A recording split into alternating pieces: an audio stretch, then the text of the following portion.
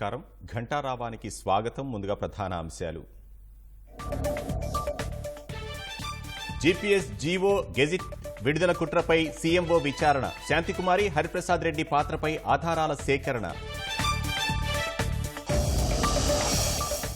Narsapuram MPDO Venkataramana అదృశ్యంపై వీడని mystery. YCP నేతల దురాగతాలే కారణమన్న కుటుంబ సభ్యులు.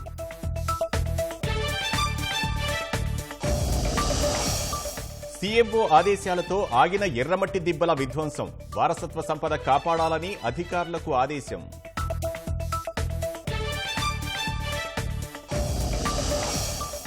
ముచ్చుమర్రి బాలిక అదృశ్యం ఘటనపై ప్రభుత్వం చర్యలు. నందికొట్కూరు సీఐ, ముచ్చుమర్రి ఎస్ఐపై సస్పెన్షన్ వేటు.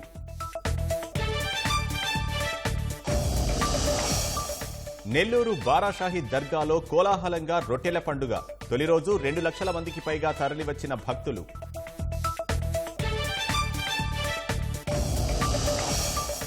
పారిశ్రామిక వర్గాల నిరసనతో వెనక్కి తగ్గిన సిద్ధరామయ్య. ప్రైవేట్ సంస్థల్లో 100% స్థానిక కోటాపై పోస్టు తొలగింపు.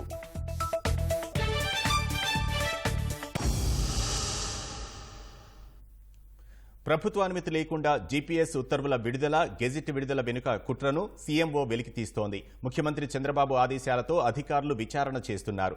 ఆర్థిక శాఖ, న్యాయశాఖల్లో పనిచేసే అధికారుల్లో బాధ్యులు ఎవరనే అంశాన్ని తవ్వితీస్తున్నారు. ఆర్థిక శాఖ డిప్యూటీ సెక్రటరీ శాంతికుమారి, న్యాయశాఖ సెక్షన్ ఆఫీసర్ హరిప్రసాద్ రెడ్డి పాత్రపై ఆధారాలు సేకరిస్తున్నారు. వీరిద్దరి గత చరిత్ర తెలుసుకుంటున్నారు. గెజిట్ విడుదల చేసే క్రమంలో బిజినెస్ రూల్స్ ఉల్లంఘన జరిగినట్లు ప్రాథమిక నిర్ధారణకు వచ్చారు. పాత ప్రభుత్వంలో చివరి 6 నెలల్లో అమలు కాని నిర్ణయాల ఫైళ్లు కొత్త ప్రభుత్వం ముందు ఉంచాలని నిబంధనలు చెబుతున్నాయి. పాత ప్రభుత్వ నిర్ణయాల అమలుకు కొత్త ప్రభుత్వ అనుమతి తప్పనిసరి అని సచివాలయ వర్గాలు వెల్లడించాయి. ముఖ్యమంత్రిగా చంద్రబాబు ప్రమాణ స్వీకారం చేసిన జూన్ 12వ తేదీనే జీవో జారీ చేయడం, సరిగ్గా నెల రోజుల తర్వాత గెజిట్ అప్లోడ్ చేయడం వెనుక కుట్రకోణం ఉందనే అనుమానాలున్నాయి. ఈ పరిస్థితుల్లో వివిధ శాఖలతో పాటు మంత్రులు, అధికారుల పేషీల్లో ఇంకా ఎవరైనా కోవర్టులున్నారా అనే కోణంలో కూపీ లాగుతున్నారు.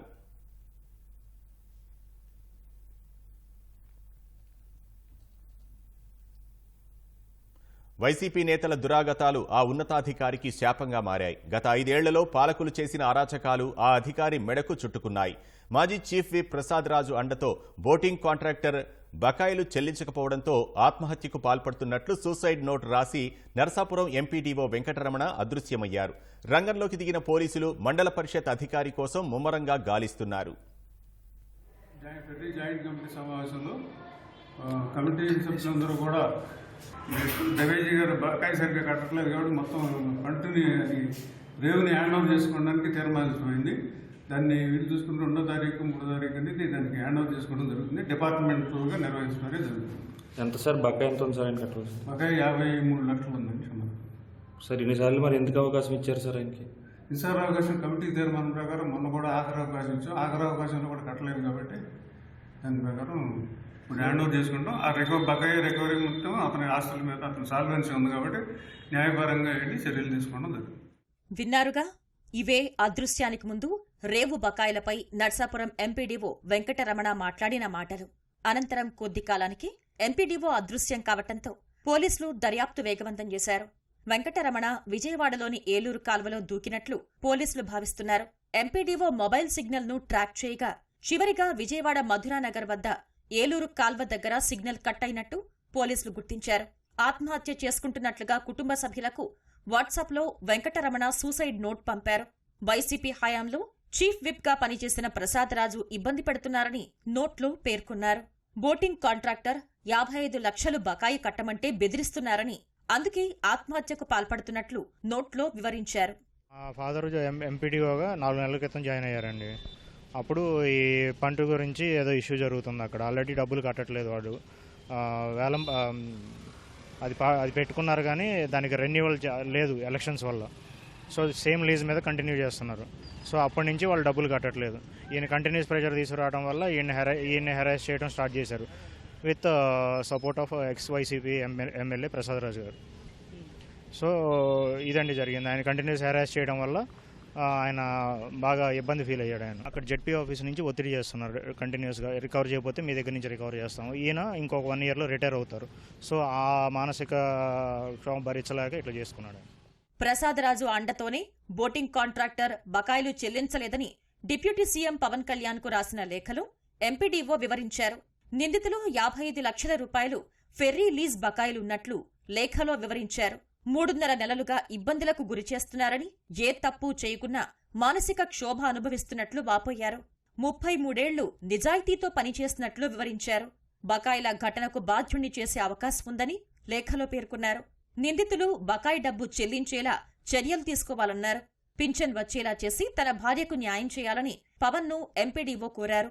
ఎంపీడీఓ అదృశ్యంపై నర్సాపురం ఎమ్మెల్యే బొమ్మడి నాయకర్ ఆందోళన వ్యక్తం చేశారు. నర్సాపురం మాధవాయిపాలెం రేవుపాట వ్యవహారమే వెంకటరమణ అదృశ్యానికి కారణమని ఆరోపించారు. మరి ఆ రోజున శాసనసభ్యులుగా ఉన్న ప్రసాదరాజు గారి సహకారంతోనే కదా మరి దవేజీ గారు మరి ఇవాళ ఇంత డబ్బులు కట్టకుండా ఉండడానికి. నిజంగా ఏదైనా సమయం ఇచ్చినప్పుడు దాని బాధ్యత, పూర్తి బాధ్యత ఏదైతే జాయింట్ యాక్షన్ కమిటీ ఉందో, ఎవరైతే ఎమ్మెల్యే గారు శాసనసభ్యులు సహకరించారో పూర్తి బాధ్యత వహించవలసిన అవసరం ఉంది. నిజంగా అతనికంటే ఏదైనా ఇబ్బంది జరిగితే గనక నేను ఈ జాయింట్ యాక్షన్ కమిటీ మీద, శాసనసభ్యులు ఎవరైతే ఉన్నారో గత శాసనసభ్యుల మీద, ఎవరైతే కాంట్రాక్టర్ ఉన్నారో దవేజీ మీద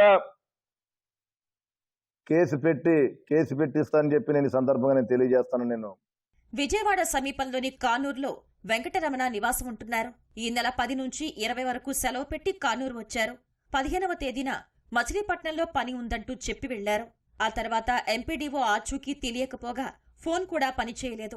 దీంతో ఆందోళన చెందిన కుటుంబ సభ్యులు పెనమలూరు పోలీసులకు ఫిర్యాదు చేశారు. నంద్యాల జిల్లాలో బాలికా దృశ్యం ఘటనను తీవ్రంగా పరిగణించిన ప్రభుత్వం బాధ్యులపై చర్యలు తీసుకుంది. బాలికా దృశ్యంపై 10 రోజులైనా ఆచూకీ దొరకలేదు. విధుల్లో నిర్లక్ష్యం వహించిన, క్రమశిక్షణ ఉల్లంఘించిన 2 పోలీస్ అధికారులపై Kurnool range DIG Vijayarao suspension వేటు వేశారు. Nandikotkur rural CI Vijayabhaskar, Muchumarri SI జయశేఖర్ను సస్పెండ్ చేశారు. విధుల్లో నిర్లక్ష్యం వహిస్తే చర్యలు తప్పవని డీఐజీ విజయరావు హెచ్చరించారు.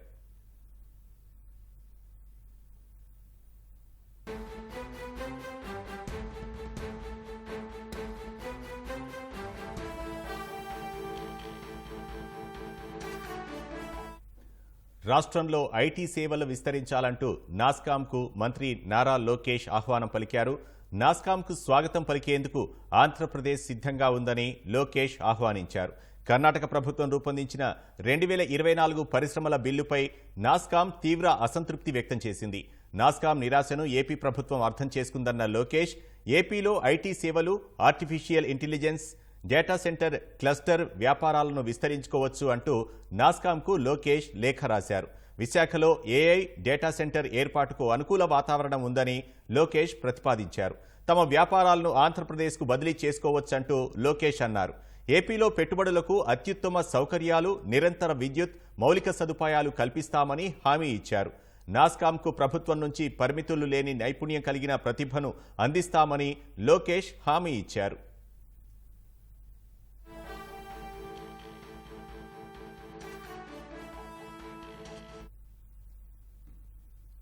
ప్రకృతి ప్రసాదించిన ఎర్రమట్టి దిబ్బలను రక్షించేందుకు రాష్ట్ర ప్రభుత్వం చర్యలు చేపట్టింది.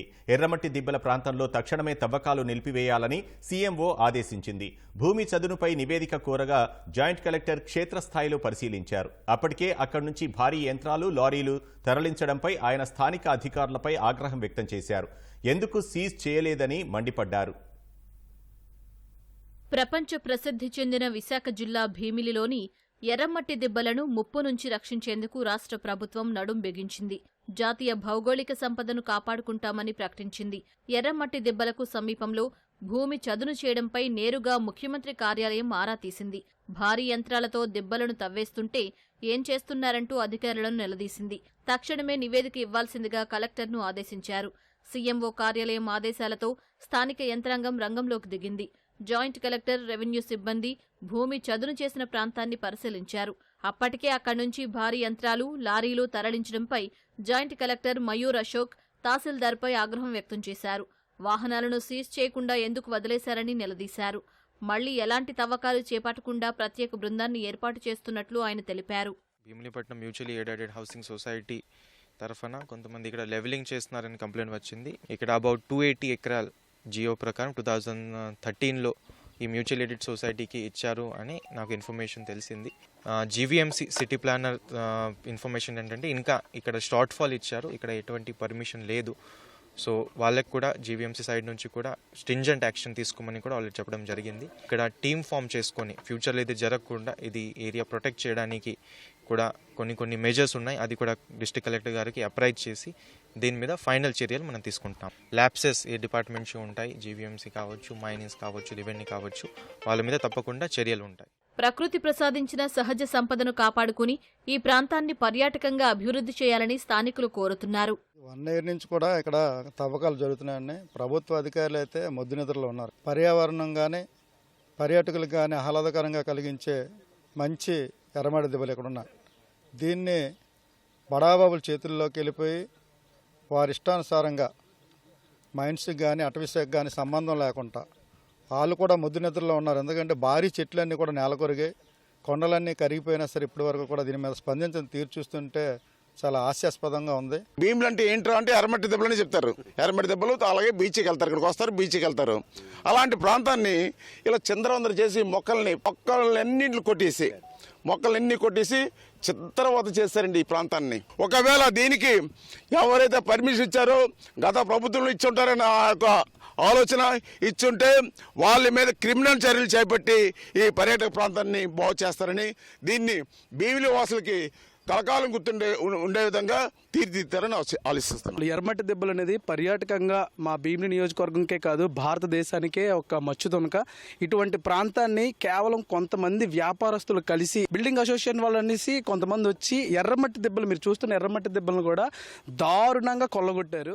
ఎర్రమట్టి దిబ్బలకు నష్టం కలిగించేలా తాము ఎలాంటి తవ్వకాలు చేపట్టలేదని భీమునిపట్నం కోఆపరేటివ్ బిల్డింగ్ సొసైటీ తెలిపింది. ప్రభుత్వ ధర చెల్లించి సుప్రీంకోర్టు ద్వారానే తాము భూములు కొనుగోలు చేశామని స్పష్టం చేసింది. తమకు కేటాయించిన భూముల్లోనే చదును చేశామని సంఘం సభ్యులు వివరణ ఇచ్చారు.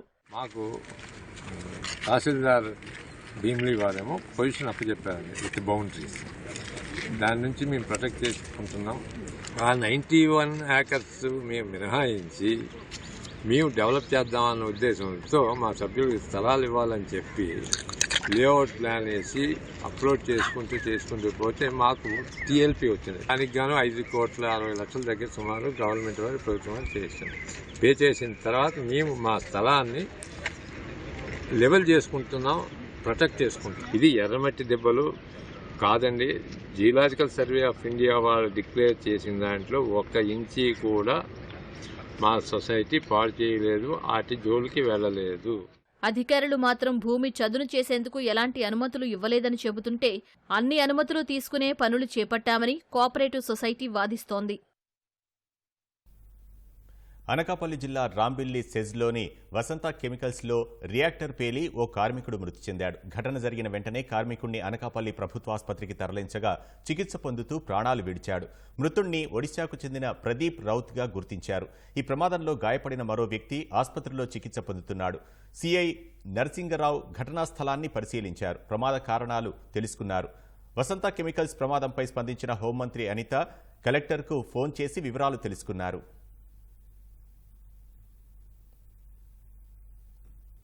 కర్ణాటకలోని ప్రైవేట్ సంస్థల్లో గ్రూప్ సి, డి గ్రేడ్ పోస్టుల్లో కన్నడిగులకే 100% రిజర్వేషన్లు కల్పించే బిల్లుకు ఆమోదం తెలిపినట్లు చేసిన పోస్టును ఆ రాష్ట్ర ముఖ్యమంత్రి సిద్ధరామయ్య తొలగించారు. కర్ణాటక సర్కార్ నిర్ణయంపై పారిశ్రామిక వర్గాల నుంచి తీవ్ర నిరసన వ్యక్తం కావడంతో తన పోస్టును సిద్ధరామయ్య తొలగించారు. ప్రైవేట్ సంస్థల్లో నాన్ మేనేజ్మెంట్ కోర్సుల్లో 70% మేనేజ్మెంట్ రోల్స్లో 50% పోస్టులను మాత్రమే కన్నడిగులకు కేటాయించాలని చెప్పినట్లు కర్ణాటక కార్మిక శాఖ వివరణ ఇచ్చింది. సోమవారం సమావేశమైన కర్ణాటక మంత్రివర్గం ఆ రాష్ట్రంలో నెలకొల్పిన ప్రైవేటు పరిశ్రమల్లో సి-డి గ్రేడ్ పోస్టులను 100% కన్నడిగులకే ఇవ్వాలనే బిల్లును ఆమోదించినట్లు సామాజిక మాధ్యమం ఎక్స్ ద్వారా ఆ రాష్ట్ర ముఖ్యమంత్రి సిద్ధరామయ్య ప్రకటించారు. కర్ణాటక వాసులు సుఖవంతమైన జీవనం గడిపేందుకు అవకాశం కల్పించాలని, ఈ గడ్డపై ఉద్యోగాలు కోల్పోకుండా చూడాలనేదే తమ ప్రభుత్వ ఆకాంక్ష అని తెలిపారు. కన్నడిగుల సంక్షేమమే తమ ప్రాధాన్యమని పోస్ట్ చేశారు. దీనిపై పారిశ్రామిక వర్గాల నుంచి విమర్శలు వ్యక్తమైన వేళ ఆ పోస్టును సిద్ధరామయ్య తాజాగా తొలగించారు. మరోవైపు ఈ విషయంలో కర్ణాటక కార్మిక మంత్రిత్వ శాఖ స్పష్టత ఇచ్చింది. ప్రైవేటు సంస్థల్లో నాన్ మేనేజ్మెంట్ రోల్స్లో 70%, మేనేజ్మెంట్ రోల్స్లో 50% పోస్టులను మాత్రమే కన్నడిగులకు కేటాయించాలని తాము చెప్పినట్లు వెల్లడించింది. న్యాయశాఖ తెలిపిన వివరాల ప్రకారం ప్రైవేటు పరిశ్రమల్లో లోకల్ కోటా రిజర్వేషన్లు పొందాలంటే అభ్యర్థులు కన్నడ ఒక భాషగా కలిగిన సెకండరీ స్కూల్ సర్టిఫికెట్ కలిగి ఉండాలి. అది లేకపోతే కన్నడ భాషలో తమకు ప్రావీణ్యత ఉందని సంబంధిత నోడల్ ఏజెన్సీ నిర్వహించే ప్రావీణ్యతా పరీక్షలో పాస్ కావాల్సి ఉంటుంది. అర్హత ఉన్న స్థానిక అభ్యర్థులు లేకపోతే ప్రభుత్వ సహకారం లేదా ఏజెన్సీల సహకారంతో అభ్యర్థులకు ప్రైవేటు పరిశ్రమలు శిక్షణ ఇవ్వాల్సి ఉంటుంది. ఈ చట్టాన్ని ఉల్లంఘించే కంపెనీలకు 10,000 నుంచి 20,000 రూపాయల వరకు జరిమానా విధిస్తారు. ఆ తర్వాత కూడా తప్పు పునరావృతమైతే రోజుకు 100 రూపాయల చొప్పున పెనాల్టీ పెంచుతారు.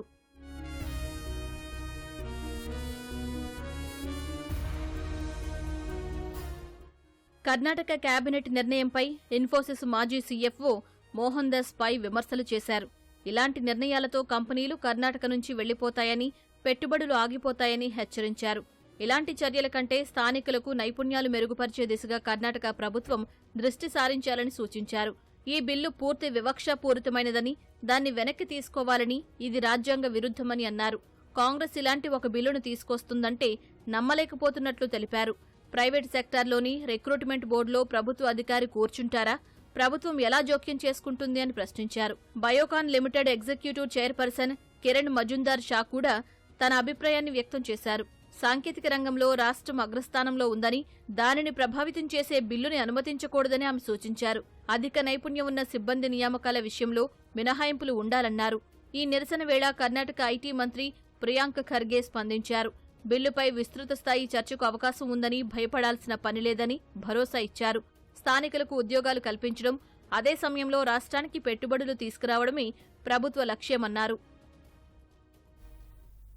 నెల్లూరు బారా షాహీద్ దర్గా జనసంద్రంగా మారింది. వరాల రొట్టెను అందుకోవడానికి భక్తులు తరలివచ్చారు. కోర్కెల రొట్టెను పంచుకున్న తర్వాత దర్గాను దర్శించుకొని మొక్కులు చెల్లించుకుంటున్నారు. రద్దీలు దృష్టిలో ఉంచుకొని అధికారులు అవసరమైన ఏర్పాట్లు చేశారు.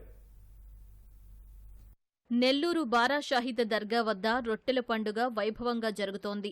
సర్వమత సమ్మేళనంగా నిర్వహించే ఈ పండుగకు జనం పెద్ద ఎత్తున తరలివచ్చారు. భక్తుల రాకతో నెల్లూరు రోడ్లు కిటకిటలాడుతున్నాయి. బారా షహీద్ దర్గా వద్ద స్వర్ణాల చెరువు ఘాట్ జనంతో నిండిపోయింది. స్వర్ణాల చెరువులో పుణ్య స్నానాలు చేసిన తర్వాత భక్తులు కోర్కెల రొట్టెలు మార్చుకుంటున్నారు. బారా షహీదులకు గలేఫ్లు, పూల చద్దర్లు సమర్పించి మొక్కులు తీర్చుకుంటున్నారు.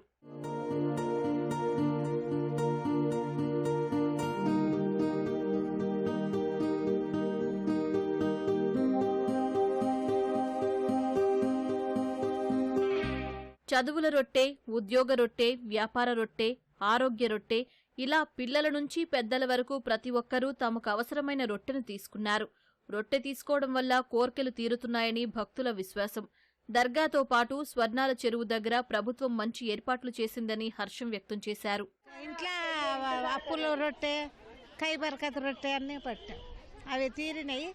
అదే అందుకోసం అని మళ్ళీ వస్తుంటాం.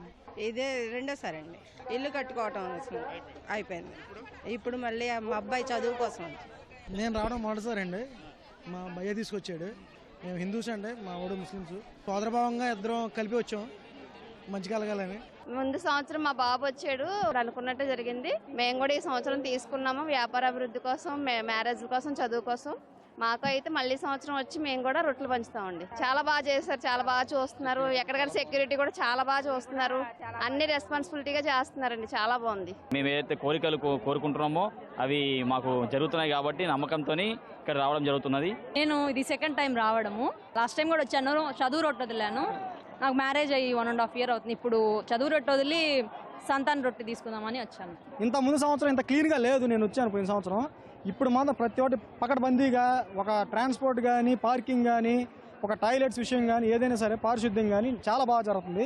నాకు తెలిసి ఈ ప్రభుత్వం మంచిగా చేశారు. మేము ఇది రావడం ఇది 3వ సారి. సూపర్గా ఉంది. గవర్నమెంట్ వచ్చినాక ఇంకా బాగా అభివృద్ధి చేశారు. హ్యాపీ, ఫుల్ ఖుషి. రొట్టెల పండుగ సందర్భంగా నెల్లూరు నగరంతో పాటు బారా షహీద్ దర్గా, స్వర్ణాల చెరువు వద్ద 5,000 మంది సిబ్బంది విధుల్లో ఉన్నారు. 2,000 మంది పోలీసులతో భద్రతా ఏర్పాట్లు చేశారు. భక్తుల కోసం 400 మంది సిబ్బందితో అగ్నిమాపక అధికారులు సహాయ కేంద్రం అందుబాటులోకి తెచ్చారు. భక్తులకు మంచినీరు, భోజన సౌకర్యాలు కల్పించారు. స్వర్ణాల చెరువు ఘాట్లను ఎప్పటికప్పుడు శుభ్రం చేస్తూ పారిశుధ్యానికి ప్రాధాన్యమిస్తున్నారు. భక్తులు రొట్టెలు మార్చుకునే చెరువు వద్ద నెల్లూరు జిల్లాకు చెందిన జాలర్లు రక్షణ గోడలా నిలబడ్డారు. పండగ ముగిసే వరకు 3 షిఫ్ట్లుగా 36 మంది పనిచేస్తారు. ప్రాణాల మీద ఆశలు వదులుకున్న స్థితి నుంచి తిరిగి సొంతూరులో అడుగుపెట్టడానికి మంత్రి నారా లోకేష్ చొరవే కారణమని గల్ఫ్ బాధితుడు శివ చెప్పాడు.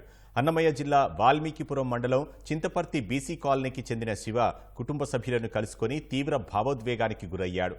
శివను చూసి కుటుంబ సభ్యులు కూడా ఉద్వేగానికి లోనయ్యారు. కువైట్ కష్టాలపై కన్నీళ్లు పెట్టుకుంటూ ఎక్స్లో శివ పెట్టిన వీడియోపై ఇటీవల లోకేష్ స్పందించారు. తనకు సాయం చేయకపోతే చావే దిక్కంటూ శివ వేడుకోగా వెంటనే లోకేష్ తెదేపా ఎన్ఆర్ఐ బృందానికి అతడి బాధ్యత అప్పగించారు. కేంద్ర ప్రభుత్వ సహకారంతో బాధితుడిని ఏపీకి తీసుకొచ్చే వరకు వ్యవహారాన్ని మంత్రి స్వయంగా పర్యవేక్షించారు. శివ స్వస్థలం మదనపల్లి చేరుకోవడం పట్ల లోకేష్ హర్షం వ్యక్తం చేశారు. శివను చూసి అతని కుటుంబ సభ్యులు తీవ్ర భావోద్వేగానికి గురైన వీడియోను లోకేష్ ఎక్స్లో పోస్ట్ చేశారు.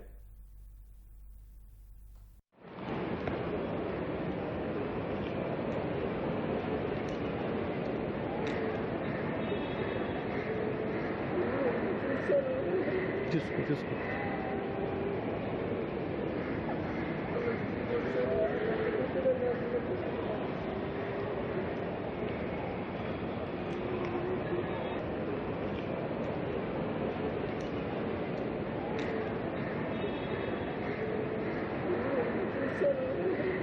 తీసుకో